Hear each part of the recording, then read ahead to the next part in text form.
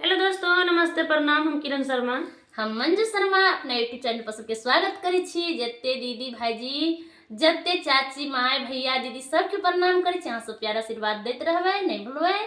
और हम दोनों देवरानी जेठानी जा रहा छी बहुत प्यारा से बेटी विवाह के गीत गाब। अहाँ सब जरूर सुनब और कमेंट जरूर कनी से कमेंट करब और प्यार आशीर्वाद देव। हमरा दोनों के जोड़ी केहन लगे से हो कनी जरूर कमेंट करके बताएब।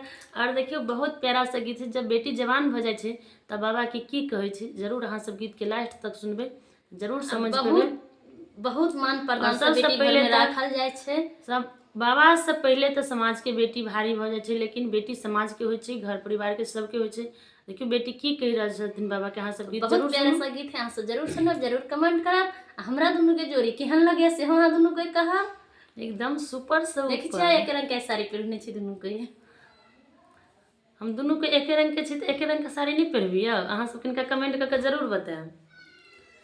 कते दिन आयो बाबा तता माता करब, ई तता माता करब। कते दिन रखब कुमार, कते दिन आयो बाबा तता माता करब, ई तता माता करब। कते दिन रखब कुमार, छबे महीना बेटी तता माता करब, तता माता करब।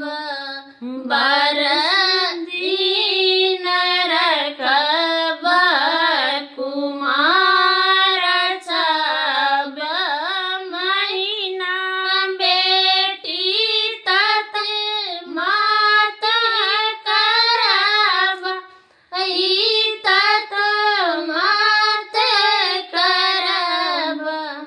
बर दिन रखब कुमार, खेतऊ सरही बेटी हरब, जोताएब, ई हरब जोताएब। ओही में लगाएब हरियरबा, खेतऊ सरही बेटी हरब, जोताएब, हरब जोताएब। ओही में लगाएब हरियर बाँस, सबा के छवि छवि मारब बनाएब, ई मारब बनाएब। चारू कोन लगाएब गुलाब, सबा के छवि छवि मारब बनाएब, मारब बनाएब। चारू कोन लगाएब गुलाब, कहाँ गेली किए भेली हजमा हेलौआ, हजमा हेलौआ। मारा बाप करियु नाव छान, कहाँ गेली किए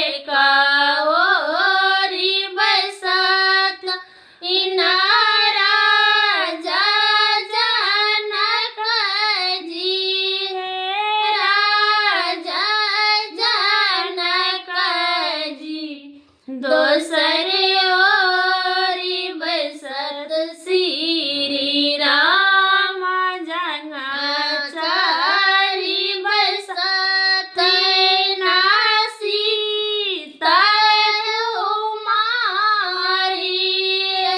सीता कुमारी बाबा करत कन्यादान जंगाचारी बसती ना सीता कुमारी आहे सीता कुमारी